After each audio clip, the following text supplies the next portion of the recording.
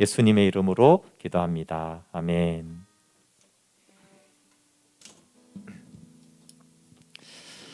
네, 오늘 하나님 말씀은 요한복음 20장 30절 31절 우리 첫 시간에 했던 거 다시 한번 좀 보도록 하겠습니다. 요한복음 20장 30절 31절 네, 짧으니까 우리 한 목소리로 같이 읽어볼게요. 시작. 예수께서 제자들 앞에서 이 책에 기록되지 아니한 다른 표적도 많이 행하셨으나 오직 이것을 기록함은 너희로 예수께서 하나님의 아들 그리스도이심을 믿게 하려 함이요 또 너희로 믿고 그 이름을 힘입어 생명을 얻게 하려 함이니라. 아멘. 네, 우리 오늘은 요한복음 8강으로 우리 요한복음의 기독론을 한번 살펴보려고 합니다. 네, 이 책에 박수환 교수님의 요한복음인데 제가 신대원 때 이거 배웠는데요.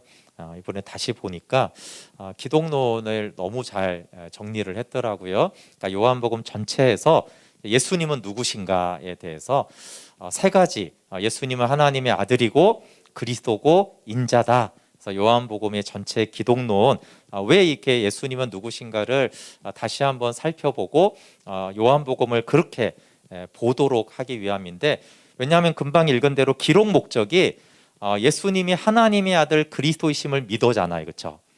근데 우리가 다 믿는데 생명의 부요함을 누리는 게 다른 이유는 우리가 어떤 예수님을 믿고 있느냐, 예수님을 아느냐, 그거에 따라 생명의 부요함이 달라요. 오늘 새벽에 월상 예배 때 말한 대로 빌립이 3년 반 동안 예수님 따라다니면서 표적도 보고 행하고 가르침을 다 했는데도 예수님이 넌 아직 나를 몰라 이렇게 하잖아요.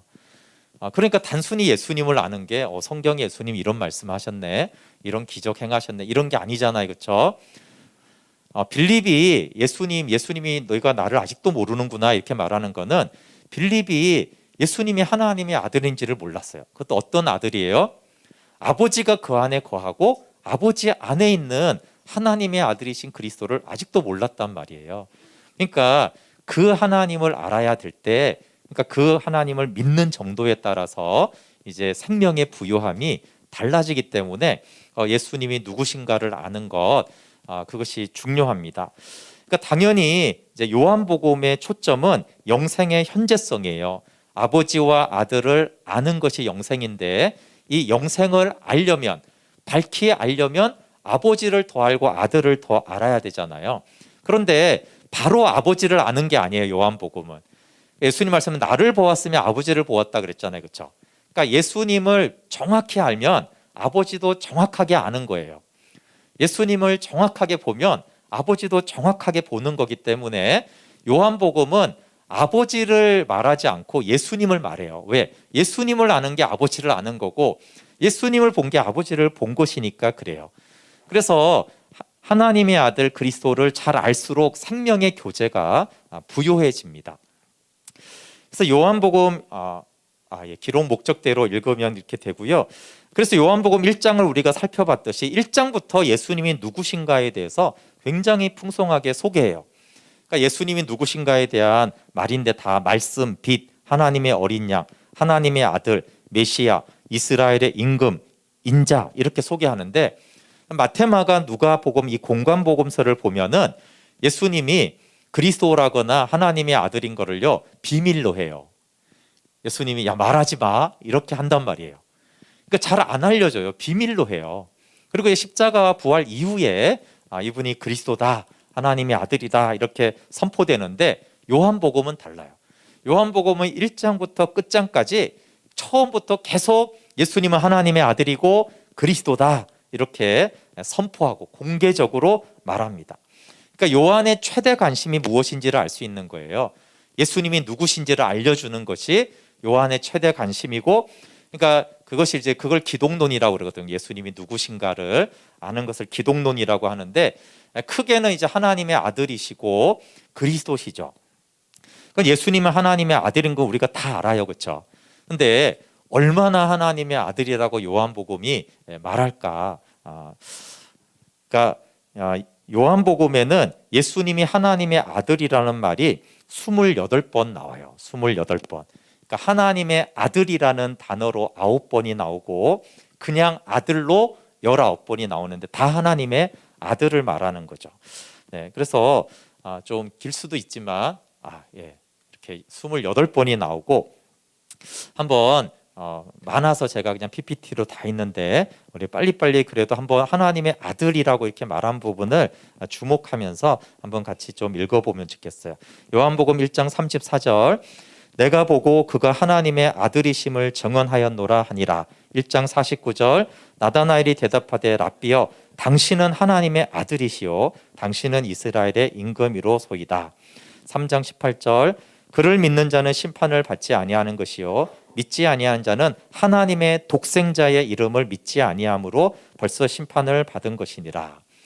5장 25절 진실로 진실로 너에게 이르노니 죽은 자들이 하나님의 아들의 음성을 들을 때가 오나니 곧 이때라 듣는 자는 살아나리라. 10장 36절 하물며 아버지께서 거룩하게 하사 세상에 보내신 자가 나는 하나님의 아들이라 하는 것으로 너희가 어찌 신성모독이라 하느냐. 11장 4절 예수께서 들으시고 이르시되 이 병은 죽을 병이 아니라 하나님의 영광을 위함이요 하나님의 아들이 이로 말미암아 영광을 받게 하려 함이라 하시더라. 11장 27절 이르되 주여 그러하외다 주는 그리스도시요 세상에 오시는 하나님의 아들이신 줄 내가 믿나이다.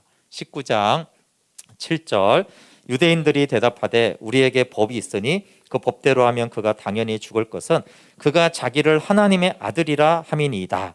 20장 31절 오직 이것을 기록하면 너희로 예수께서 하나님의 아들 그리스도이심을 믿게 하려 함이요 또 너희로 믿고 그 이름을 힘입어 생명을 얻게 하려 함이니라. 네, 이렇게 9번 하나님의 아들, 특별히 예수님이 나는 하나님의 아들이다 이렇게 직접 밝혔어요. 네, 사실은 계속 이렇게 읽으면 좋을 것 같아요.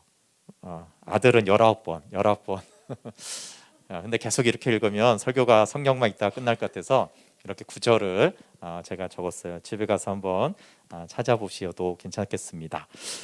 그러면 예수님이 하나님의 아들이라는 거는 예수님이 하나님의 아들이다 이렇게만 아들인 게 아니잖아요. 그러니까 예수님이 하나님을 아버지다 이렇게 말한 것도 아들이죠. 우리 엄마야 우리 아빠야 그러면 자녀라는 거잖아요. 그러면 거꾸로 예수님이 하나님을 아버지라고 몇 번 불렀는가 하면 106번을 불렀어요. 106번. 24번은 내 아버지 이렇게 나의 아버지 그냥 엄마 이래도 되는데 나의 엄마 이렇게 불렀다는 거예요. 그러니까 두 가지로 하나님의 아들을 말하잖아요. 하나님의 아들 또 아들이 아버지 이렇게 부르면은 이게 다 하나님의 아들이라는 표현이잖아요. 그러니까 총 이제 하나님의 아들이라는 표현이 요한복음에 134회 나와요. 134번이나 예수님을 하나님의 아들이다 이렇게 소개하고 있는 거예요. 그러니까 134번이니까 뭐 요한복음에는 그냥 펼치면 아들이구나, 하나님의 아들이구나 이렇게 나오는 거예요. 그러면 예수님이 하나님이신 것이 여기에만 있냐? 그렇지가 않아요. 네, 잘 넘겨주셨습니다. 에고 에이미가 여러 번 말했는데 I am이라는 뜻이에요. 그러니까 예수님의 신성을 말하는데 출애굽기 3장 14절에 모세에게 나는 스스로 있는 자 이렇게 번역했지만 나는 나다예요. 그렇죠? I am who I am. 그래서 I am 이것이 여호와라는 뜻이에요. 그러니까 예수님이 공간복음서에는 이렇게 나오지 않아요. 근데 요한복음엔 나는 나다 이렇게 에고 에이미를 사용하는 것이 총 20번이 나와요. 그러니까 에고 에이미를 썼다라는 것은 예수님이 나는 여호와야, 나는 구약에서 말하는 그 하나님 여호와야 이렇게 말하는 것이거든요. 그래서 여기서도 이렇게 20번이 사용이 되어집니다. 그러면 하나님의 아들 왜 이제 그러면 이제 하나님의 아들이라고 말하는지 이렇게 많이 말하는 이유를 우리가 살펴보면 예수님이 하나님의 아들 되심은 창세 전부터 나타나요. 근데 공관복음에서는 세례를 받을 때나 부활한 이후에 예수님이 하나님의 아들이라고 하는데 요한복음은 창세 전부터 성육신 하신 그분부터 하여튼 영혼부터 영혼까지 하나님의 아들이다 이렇게 말해요. 그럼 제가 이게 너무나 뻔한 예수님이 하나님의 아들인 걸 모르는 믿는 자가 누가 있겠어요? 그런데 우리가 깊이 생각해 봐야 될 것은 이론적으로는 잘 알아요. 이론적으로는 예수님이 하나님의 아들이지, 하나님이면서 인간이지 이렇게 말하지만 실제로 예수님을 여호와로 믿나요? 예수님 그러면 예수님이 여호와로 보이세요? 제가 일부러 이렇게 창조하시는 예수님의 그림을 놓은 거는 예수님 그러면 예수님이 창조주고 여호와이시고 완전한 전능자라고 우리가 잘 생각하지 않아요. 물론 이제 복음서에 나오는 이 땅에 오신 예수님을 아는 게 중요하고 또 우리가 영상으로도 많이 보고 이래가지고 여전히 예수님은 사람 같아요. 인간 같아요. 그런데 뭐 또 하나님이시래니까 하나님이 왔대니까 또 하나님이시겠지 이렇게 하는데 정말로 하나님이냐라고 요한은 그렇게 묻는 거예요. 요한이 그러니까 아까 134회 아들과 에고에임이 20번을 합치면요 154번이나 예수님은 하나님이야 이렇게 말하는 거예요. 어떤 하나님이냐 하면 구약에서 천지를 창조하시고 여호와로 계시된 그 영광의 하나님이야. 근데 요한복음 1장에도 그로 말미암아 온 만물이 우주가 창조되었다고 그러잖아요. 그러니까 창조주 하나님이라고 154번이나 말하고 있다니까요. 그러니까 그냥 사람으로 오셨는데 하나님이 오신 그런 막연한 하나님이 아니고 154번이나 계속 예수님은 하나님이라고 계속 선포하는 거예요. 그러니까 이 하나님을 믿으라는 거예요. 하나님이신 예수 그리스도를 믿어라. 하나님이신 예수를 믿어라. 하나님이신 예수를 믿어라. 그게 154번 말하고 있어요. 그리고 오늘 새벽에 빌립에게 네가 아직도 나를 모르는구나 라고 하는 게 하나님인 줄 모르는 거예요. 빌립이. 하나님인 줄 알면 하나님이신 예수님을 보았으면 아버지 하나님도 보거든요. 그러니까 3년 반을 따라다녀도 못 보는 게 하나님이신 아들이에요. 그러니까 우리도 오랫동안 믿어도 예수님은 진짜 하나님이야. 여호와 하나님이야. 전능하신 창조주 하나님이야. 이렇게 믿어야 되는데 그것이 너무나 관념화되어 있는데 요한은 그것을 계속해서 말하는 거예요. 그래서 154번이나 말하고 있어요. 그러면 예수님이 하나님이라는 것은 어떤 의미가 있냐 하면 첫 번째 예수님은 존재론적으로 하나님과 하나예요. 이것을 삼위일체에서는 내재적 삼위일체, 삼위 하나님의 내적으로 존재론적으로는 아버지 하나님과 하나이고 동등하다라는 거예요. 요한복음 5장 18절 한번 같이 읽어볼게요. 시작. 유대인들이 이로 말미암아 더욱 예수를 죽이고자 하니 이는 안식일을 범할 뿐만 아니라 하나님을 자기 친아버지라 하여 자기를 하나님과 동등으로 삼으셨어요. 예수님은 자기를 하나님과 동등하게 삼으셨다고요. 그러니까 하나님인데 열등한 하나님이 아니라 동등한 하나님. 10장 30절도 나와 아버지는 하나다. 하나다. 똑같은 존재적으로 나는 온전히 완전히 아버지와 동일한 하나님이다. 이렇게 존재론적으로 하나님인 것을 말했어요. 10장 33절도 읽어볼게요. 시작. 유대인들이 대답하되 선한 일로 말미암아 우리가 너를 돌로 치려는 것이 아니라 신성모독으로 인함이니 내가 사람이 되어 자칭 하나님이라 함이로라. 아멘. 여러분 여기 유대인들이 이렇게 신성모독이라고 하면서 돌로 치려고 하는 건 나쁘죠. 그런데 생각해 보면 적어도 유대인들은요 예수님이 하는 말귀는 잘 알아들었어요. 신성모독을 하네 이렇게 생각했단 말이에요. 근데 우리는 물론 신성모독은 아니지만 그렇게 느낀 적이 있냐는 말이에요. 이거 신성모독 아니야? 이렇게 예수님 말하면 이거 신성모독 아니야? 아니 똑같이 하나님이라고 하잖아. 아니 사람 갈릴리에서 사신 그분이 어떻게 창조주고 전능하신 만왕의 왕이신 하나님이신가? 이거 신성모독 아닌가? 근데 이렇게 느꼈다가 예수님이 하나님이구나 이렇게 생각해야 되는데 사실 우리는 별로 신성모독이라고 생각 안 하는 이유는 정말 믿으서라기보다는 하나님으로 안 들리는 거예요. 자꾸 예수님은 하나님이다 이렇게 말하는 게 잘 안 들려요. 근데 예수님은 나는 하나님이다 이렇게 말했어요. 너 자칭 하나님이라고 하네. 예수님이 하나님이라고 했어요. 근데 우리가 예수님을 대할 때 하나님이다 이렇게 대하는지. 14장 9절 오늘 새벽에 본문이죠. 한번 읽어볼게요. 시작. 예수께서 이르시되 빌립아 내가 이렇게 오래 너희와 함께 있으되 내가 나를 알지 못하느냐? 나를 본 자는 아버지를 보았거늘 어찌하여 아버지를 보이라 하느냐? 왜 아버지를 보려고 그래? 내가 하나님이야. 내가 이렇게 말하는 거예요. 근데 3년 반 동안 따라다녀도 아직도 나를 모르는구나. 그러니까 빌립이 예수님을 믿은 것처럼 이때 우리가 좀 비슷하게 믿지 않나요? 빌립이 물에 걸어다니는 예수님도 봤고 죽은 자를 살리는 것도 다 알아요. 오병이어 기적도 다 알아요. 그런 걸 빌립이 모르는 게 아니고 하나님이신 여호와이신 예수님을 모르는 거예요. 그러니까 너는 아직도 나를 모르는구나 이렇게 말하듯이 우리도 빌립처럼 예수님을 알고 믿지 않는가. 그러니까 제자고 예수님이 네가 생명이 있다고 그랬어요. 그거하고 정말 예수님이 누구신가를 아는 눈이 빌립이 없었듯이 우리도 그렇게 빌립처럼 예수님을 대하지 않는가. 신앙 고백들은 하잖아요. 그렇죠? 그 앞에도 나다나엘도 하나님의 아들이다 그러는데 정말 하나님의 아들로는 잘 안 보이는 거예요. 그러니까 무슨 말이냐면 나다나엘도 예수님이 하나님의 아들이라고 신앙 고백은 했고 베드로도 하나님의 아들이라고 신앙 고백했어요. 그렇죠? 근데 구약에서 보시면 여호와 하나님을 진짜 보면 다 어떻게 했어요? 구약에서는 다 엎드려서 주여 나는 이제 죽었구나 이랬어요. 그러니까 하나님을 그냥 하나님이시군요 이렇게 할 수가 없어요. 진짜 하나님을 하나님으로 만나면 이제 난 죽었구나예요. 곧 죽는 거예요. 그게. 그러니까 난 죽었습니다 이래야 되는데 나다나엘이 하나님의 아들이라고 죽었다고 안 그러잖아요.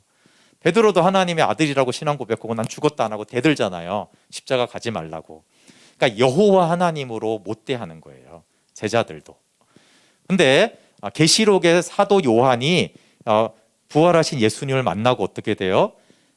죽은 자같이 쓰러져서 사시나무 떨듯이 벌벌벌 떨거든요. 계시를 보기 전에. 그러니까 그게 하나님이신 예수님을 만난 거예요.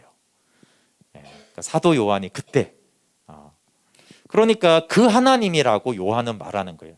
그러니까 요한은 그 하나님을 계시록에서 만났잖아요. 예수님이 정말 만왕의 왕 여호와 하나님이구나. 그 앞에 서면 벌쩍 쓰러져 가지고 벌벌벌 떨면서 나는 죽은 자요 죄인입니다라고 고백할 수 없는 그 하나님을 알았어요. 그리고 두 번째는 기능적으로도 하나님과 하나라고 나와요. 기능에서는 이제 경륜적 삼일체다. 삼일체를 그러니까 존재이신 하나님의 삼위 하나님과 역사하시는 창조하시고 구원하시는 역사하시는 그 경륜에 대한 삼위 하나님을 이제 나눠서 말을 하는데 5장 19절에 보면은 아버지께서 행하시는 그것을 아들도 그와 같이 행한다. 아버지가 행하는 건 나도 행한다. 그러니까 기능적으로도 똑같다. 5장 21절 아버지께서 죽은 자들을 일으켜 살리신 같이 아들도 자기가 원하는 자들을 살리시느니라. 그래서 예수님은 존재론적으로 기능적으로 하나님과 동등하시고 하나님과 본체이시고 동일하시다. 하나다라는 것을 하나님의 아들인 것이 말하고 있는 거예요. 그런데 이제 두 번째 하나님의 아들이라는 의미가 도대체 무엇인가는 완전히 이제 두 번째 의미는 또 달라요. 두 번째 하나님의 아들이라는 것은 예수님은 하나님께로부터 보냄받은 자라는 뜻이 있어요. 그러니까 예수님은 스스로 나는 하나님이 보낸 자임을 이제 10번 강조합니다. 이것도 중요해서 빨리 한번 같이 읽어볼게요. 예수님이 나는 하나님이 보낸 자야라는 근데 그게 아들이라는 말이거든요. 이걸 몇 번이나 강조하는지 3장 17절 읽어볼게요. 시작. 하나님이 그 아들을 세상에 보내신 것은 세상을 심판하려 하심이 아니요 그로 말미암아 세상이 구원을 받게 하려 하심이라. 4장 34절 예수께서 이르시되 나의 양식은 나를 보내신 이의 뜻을 행하며 그의 일을 온전히 이루는 이것이니라. 5장 24절 내가 진실로 진실로 너에게 이르노니 내 말을 듣고 또 나 보내신 이를 믿는 자는 영생을 얻었고 심판에 이르지 아니하나니 사망에서 생명으로 옮겼느니라. 5장 30절 내가 아무것도 스스로 할 수 없노라 듣는 대로 심판하노니 나는 나의 뜻대로 하려 하지 않고 나를 보내신 이의 뜻대로 하려 함으로 내 심판은 의로우니라. 5장 37절 또한 나를 보내신 아버지께서 친히 나를 위하여 증언하셨느니라. 너희는 아무 때에도 그 음성을 듣지 못하였고 내 그 영상을 보지 못하였으며. 6장 38절 내가 하늘에서 내려온 것은 내 뜻을 행하려 함이 아니요 나를 보내신 이의 뜻을 행하려 함이니라. 6장 39절 나를 보내신 이의 뜻은 내게 주신 자 중에 내가 하나도 잃어버리지 아니하고 마지막 날에 다시 살리는 이것이니라. 6장 44절 나를 보내신 아버지께서 이끌지 아니하시면 아무도 내게 올 수 없으니 오는 그를 내가 마지막 날에 다시 살리리라. 10장 36절 하물며 아버지께서 거룩하게 하사 세상에 보내신 자가 나는 하나님의 아들이라 하는 것으로 너희가 어찌 신성모독이라 하느냐. 17장 18절 아버지께서 나를 세상에 보내신 것 같이 나도 그를 세상에 보내었고. 여기 나를 보내신 이의 뜻을 행한다. 나를 보내신 이의 뜻을 행하려 함이니라. 이렇게 하나님이 이것을 하라고 보냈다는 거예요. 근데 여기에서는 기능적으로 구속사를 이루는데 이 기능에 있어서 아버지는 보낸 자, 즉 상위권이고 나는 보냄을 받은 하위권이라는 거예요. 그러니까 앞에서는 이제 기능에서도 하나님과 하나라는 이 첫 번째 의미가 있는데 두 번째는 하위권이신 예수 그리스도를 나타내요. 하나님과 일체이지만 기능에 있어서 아들이다. 즉 하위권이고 종속적인 관계예요. 그러니까 종의 형체를 띄어요. 그러니까 보낸 자는 주인이고 보냄받은 자는 종이거든요. 사도들이 예수님이 보낸 자잖아요. 근데 예수님이 보냄을 받았다라고 말할 때는 나는 아버지의 종이다. 이런 의미로 아들을 말하고 있는 거예요. 그래서 요한복음 14장 28절에 아버지는 나보다 크다 이렇게 말했잖아요. 이게 이제 아버지가 나를 보냈다 이런 뜻이에요. 그래서 예수님은 자기 뜻대로 온 것이 아니고 자신의 권위로 무엇을 행하지가 않아요.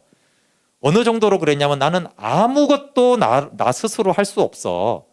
오로지 아버지가 시키는 대로 해. 아버지가 하라는 것만 해. 아버지가 말하라는 것만 말을 해.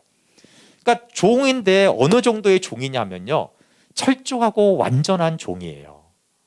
종도 자기 자유가 좀 있잖아요. 근데 그런 자유도 없는 모든 것을 아버지의 뜻대로 한다라고 9번이나 말하고 있어요. 여기 9번이나 그렇게 말하고 있어요. 그러니까 아들로서의 임무가 뭐냐 하면 아버지가 주신 사명을 성취하는 것이 내 일이다. 그래서 6장 38절에서 앞에 봤는데 내 뜻을 행하려 하는 것이 아니고 나를 보내신 이의 뜻을 행하는 게 나다. 아들이다. 이렇게 말을 합니다. 그래서 예수님은 아버지께로부터 받은 사명을 신실하게 복종함으로 담당했어요. 여러 밑에 구절들이 있는데 그 하나만 이렇게 보면은 내가 15장 10절에 내가 아버지의 계명을 지켜 그의 사랑 안에 거하는 것 같이 너희도 내 계명을 지키면 내 사랑 안에 거하리라. 이게 아버지의 계명을 지켜 아버지 사랑 안에 거하는 하위 권위를 말했는데 그러니까 어느 정도 아버지의 계명을 지켜요? 우리 수준으로 하나님의 계명을 지키는 게 아니에요. 스스로 하는 게 하나도 없을 정도로 온전하고 완전한 복종으로 아버지의 계명을 지키는 그렇게 보냄받은 아들이에요.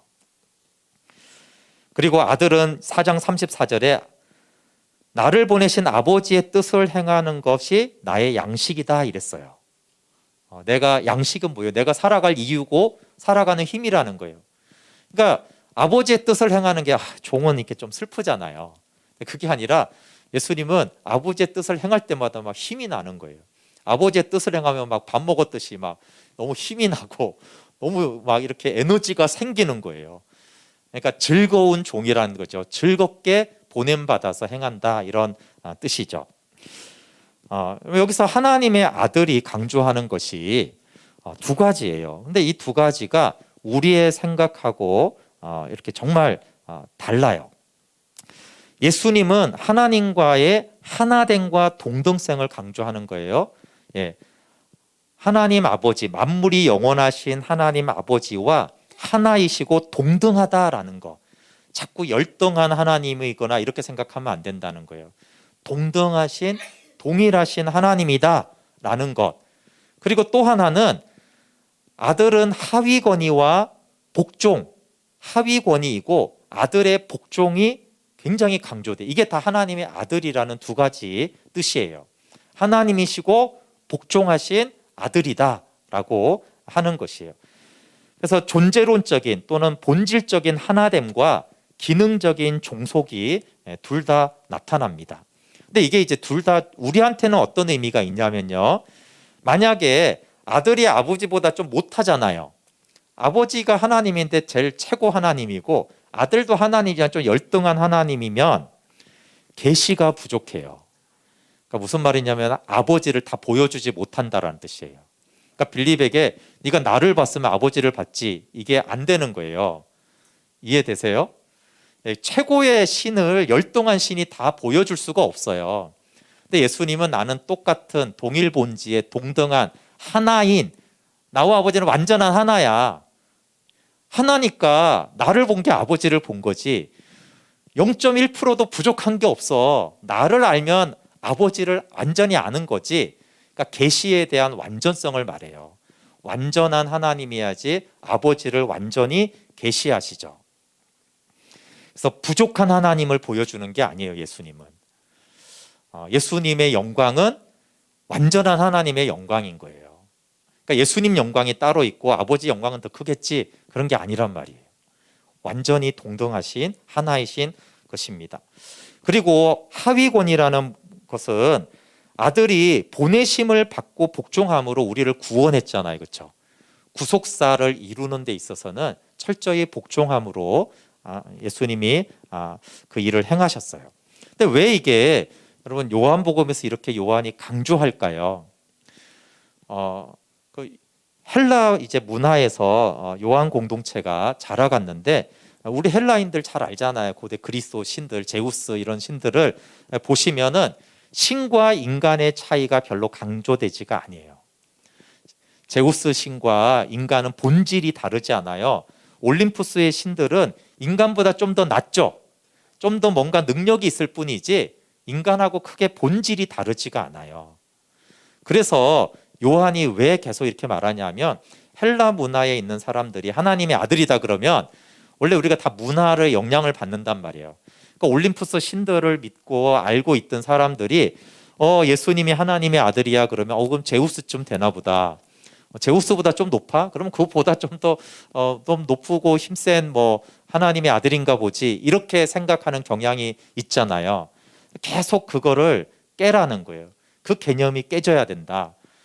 예수님이 하나님의 아들인 거는 제우스 신이나 그리스 로마 신화에 말하는 신들을 말하는 게 아니다. 인간하고 질적인 완전히 다른 창조자여 거룩이다라고 말하는 거예요. 근데 우리는 헬라 문화권이 아니지만 이제 헬라 문화가 들어왔으니까 그러기도 하고, 원래 여러분 생각해 보세요. 동양의 신선 개념, 신선도 똑같아요. 신선은 하나님이 아니에요. 성경이 말하는 하나님이 아니잖아요.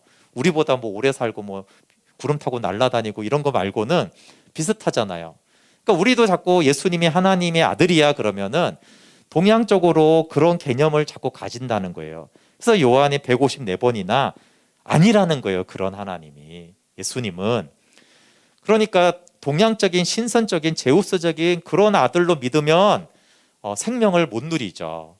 왜냐하면 아버지를 못 보니까.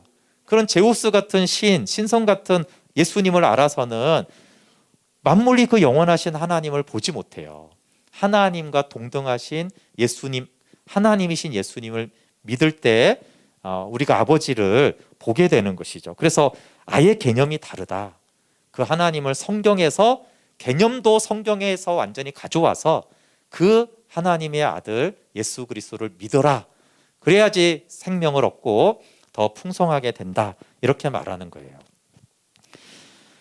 예수 그리스도는 간단하게, 왜냐하면 우리가 예수 그리스도를 믿는 거는 많이 어렵지 않아요. 생각보다. 하나님의 아들, 하나님이신 예수님을 믿는 것이 좀 우리의 개념하고 굉장히 달라요.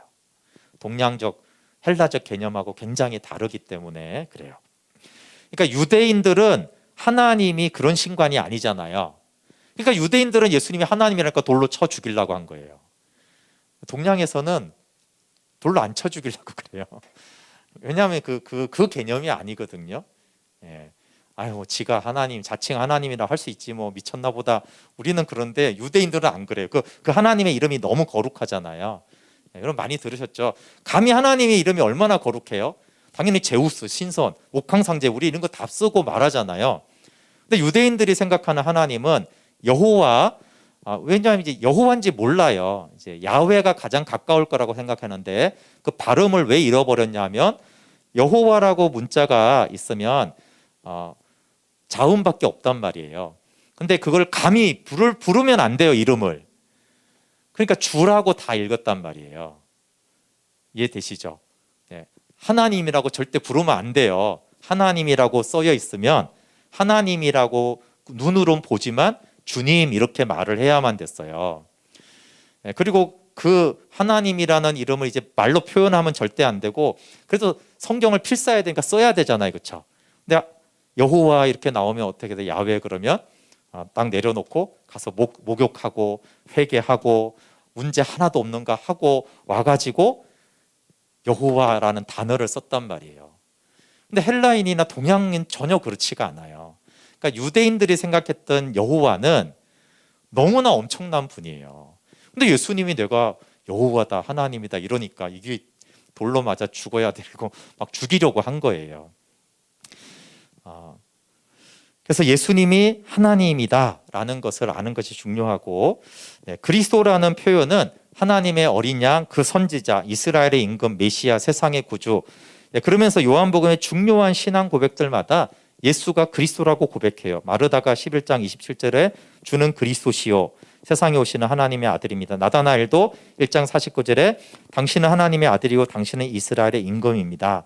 그러면서 예수님이 행하시는 표적의 목적을 그가 그리스도이심을 보여주는 걸로 말해요. 여기 7장 31절에 보면 무리 중에 많은 사람이 예수를 믿고 말하되 그리스도께서 오실지라도 그 행하실 표적이 이 사람이 행한 것보다 많으라. 그러니까 표적을 행하는 것이 그리스도라고 이렇게 말하는 거예요. 그러니까 그리스도를 증거하기 위해서 표적을 행하는 것으로 말하는 것이죠.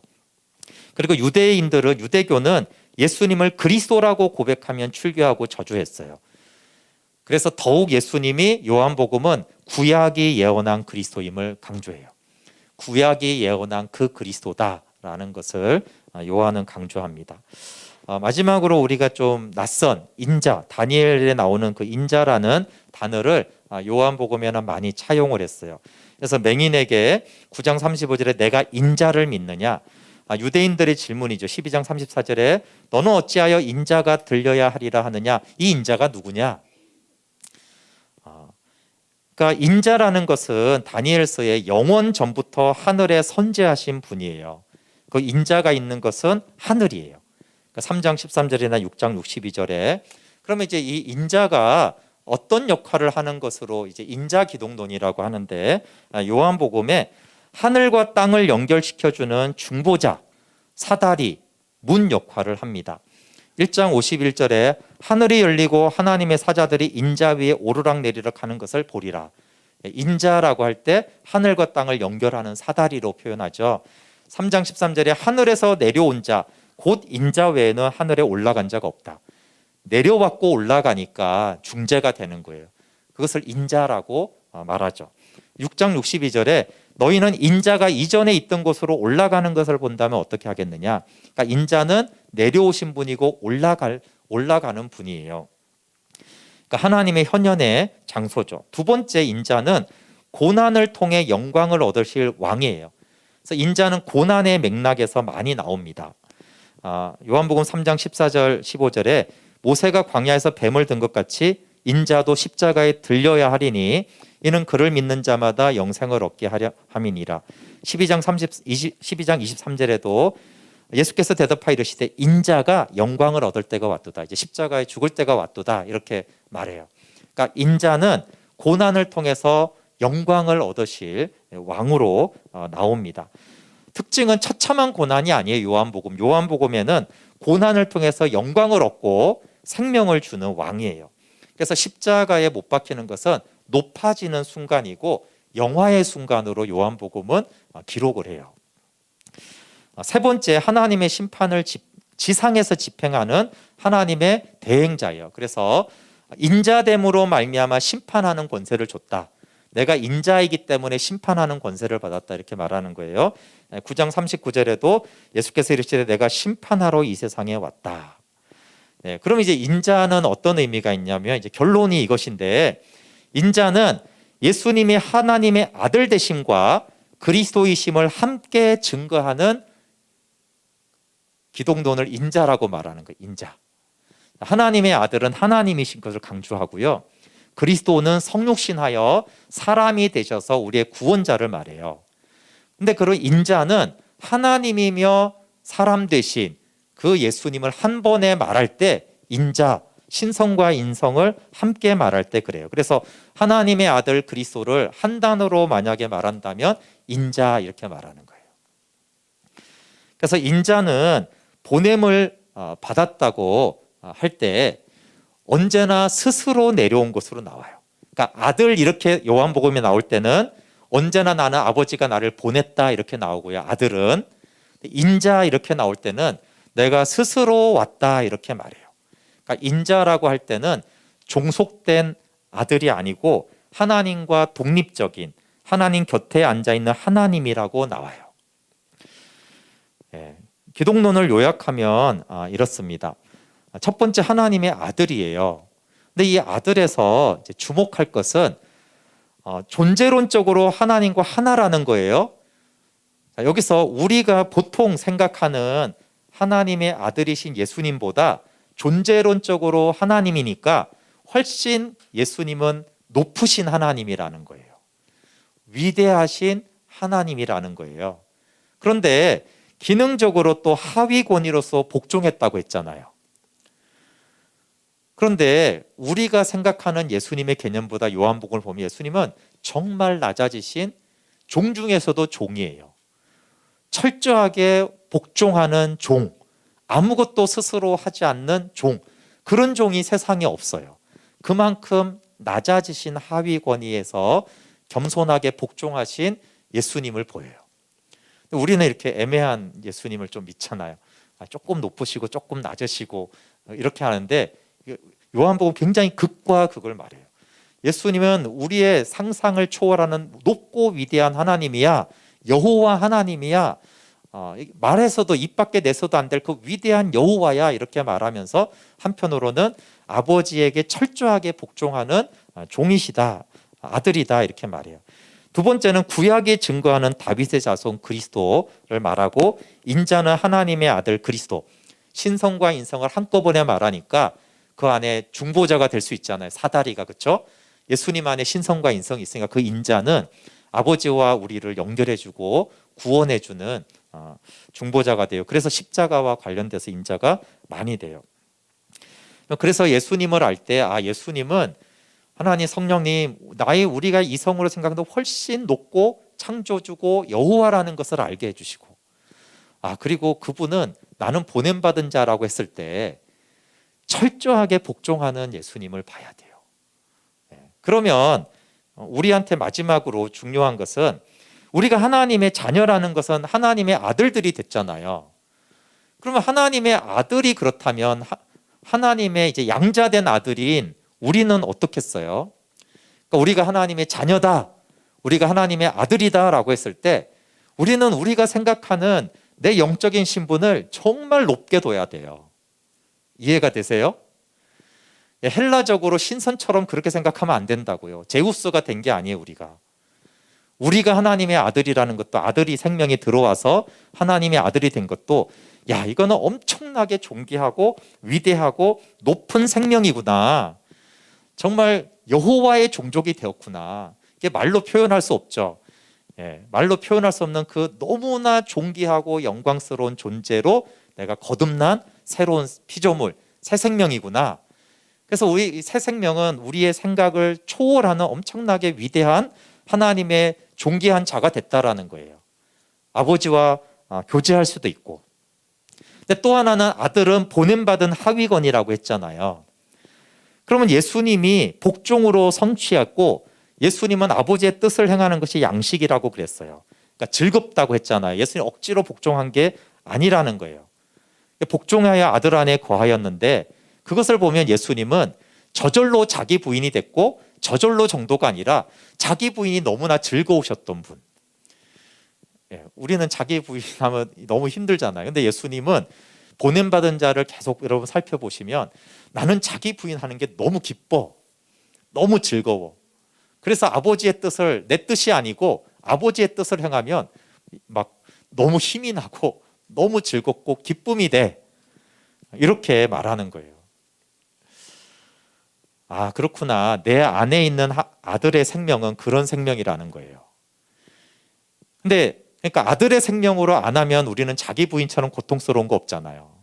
내 뜻을 좀 행하면 좋겠는데 내 뜻을 꺾고 하나님의 뜻을 행하려니 너무 고통스럽고 힘들구나. 그거는 이제 내가 내 육체의 생명으로 하려니까 힘든 거고, 내 안에 있는 하나님의 생명은 자기를 부인하고 아버지의 뜻을 행하는 게 너무 기쁘고 즐겁고 행복하고 너무 하고 싶은 그 생명이라는 거예요. 그 생명이 우리 안에 있는 거예요. 그래서 내가 사는 것이 아니요 내 안에 그리스도가 사신다고 바울이 말했을 때 아마 우리하고 너무 다른 고백인 거예요. 야, 바울은 내가 죽고 그리스도가 내 안에 사는 게 너무 나는 좋다. 근데 이 똑같은 고백을 약간 우울하게 하는 사람도 많잖아요. 맞아. 한숨을 쉬면서 내가 사는 게 아니지. 내 안에 그리스도가 사시지. 이렇게 하는 게 있고, 근데 그 아들의 생명을 알면 그게 너무 기쁜 거예요.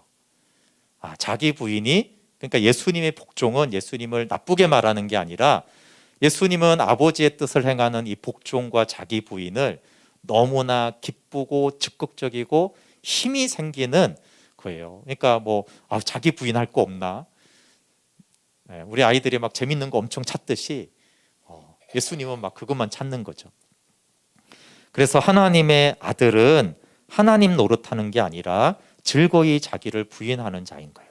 그래서 결론은 우리가 하나님의 아들 그리스도를 믿어야지 생명을 얻잖아요. 그리고 아버지와 아들을 아는 게 생명이잖아요. 그랬을 때 지금 요한이 말하는 하나님의 아들은 동양과 헬라적인 개념으로는 전혀 다른 거예요. 그래서 성령이 알게 하셔야 된다는 거예요. 왜냐하면 우리 그 이성 개념이 없어요.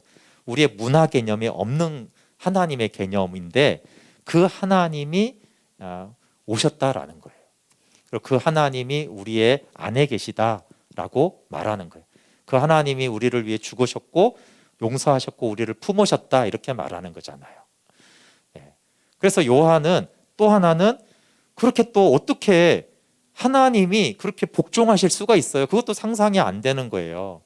신선이나 뭐 제우스든 뭐 닦고 뭐 이런 거 안 하잖아요. 복종하고 이런 거 안 하잖아요. 맨날 이제 날아다니면서 뭐 이렇게 잘난 체만 하고 그러는데, 근데 이 하나님은 그렇지가 않다. 아버지와 기능적인 아버지의 뜻을 행하는 데 있어서는 철저하게 복종하는 그 낮은 겸손하신 분이다라는 것을 말하고 있어요. 그래서 요한이 말하는 것은 우리의 개념하고 좀 다른 거예요. 그래서 빌립이 예수님을 3년 반 따라다니고도 잘 몰랐던 게 이해가 되는 거예요. 우리가 수십 년을 믿어도 그런 동양적인 헬라적인 개념으로 예수님을 알면, 그래서 너는 아직도 나를 모르느냐, 그러니까 아버지를 못 보지, 아버지의 영광을 아직도 못 보는구나 이렇게 말하는. 그러나 성령이 오셔서 내가 누군지를 진짜 알려주면, 이 말은 여기서 지금까지 말한 이 나를 너가 이제 알게 될 텐데 성령으로, 그러면 아버지를 보게 되는 거고, 그러면 영광을 보게 되는 거고, 그러면 이제 성령으로 살아가는 아들됨을 알게 된다 이렇게 말씀하고 계세요. 그래서 요한복음을 우리가 이제 1장밖에 안 하고 또 얘기를 하는 거는, 정말 요한복음은 오늘 말한 이 예수님을 알게 하는 책이라는 거예요. 예수님을 이렇게 알게 하게 하려고 요한이 이 요한복음을 썼다라고 말하는 거예요. 그러니까 이미 90년대 요한복음을 썼는데 예수님이 하나님의 아들이고 그리스도인 걸 모르는 사람이 누가 있어요, 교회에. 그런데 요한이 말하는 예수님을 아는 사람이 별로 없었던 거예요. 그래서 요한이 다시 쓰는 거예요. 성도들에게 예수님이 이런 분이야, 이런 예수님을 믿어야 돼, 차원이 다르지, 그 생명과 그 영광은 말로 할 수 없는 거야. 그렇게 이제 요한복음을 내가 기록했다. 그러니까 우리가 읽고 묵상할 때 그 예수님을 알도록 그 관점에서 성령님이 알려주시도록 이제 요한복음을 묵상하고 공부하자. 이런 의미가 오늘 이제 주제예요. 그러니까 먼저 예수님이 이런 분인데 성경을 통해서 볼수록 정말 그 아들이구나, 하나님이시구나, 정말 복종하신 보냄받은 자구나, 그러면 그 생명이 내 안에 또 있구나, 이것들을 요한복음을 통해서 계속 알아갈 때 그러면은 하나님의 아들을 우리 차원이 생각과 다른 거라면 분명한 믿어 생명도 우리의 개념하고 다른 생명이에요. 우리가 상상하지 못했던 놀라운 생명이죠. 그 놀라운 생명이니까 사도들이 다 순교하고 2000년 역사에 그런 믿음의 사람들이 있는 거예요. 그렇죠? 근데 하나님의 아들 그리스도를 다르게 알았어요, 성령으로. 그러니까 그들이 누린 생명도 차원이 달랐어요. 그러니까 이것을 좀 하나님 우리도 알게 해주십시오. 성령으로 그렇게 요한복음을 묵상하고 읽으면 좋겠습니다. 같이 기도하고 같이 찬양할게요.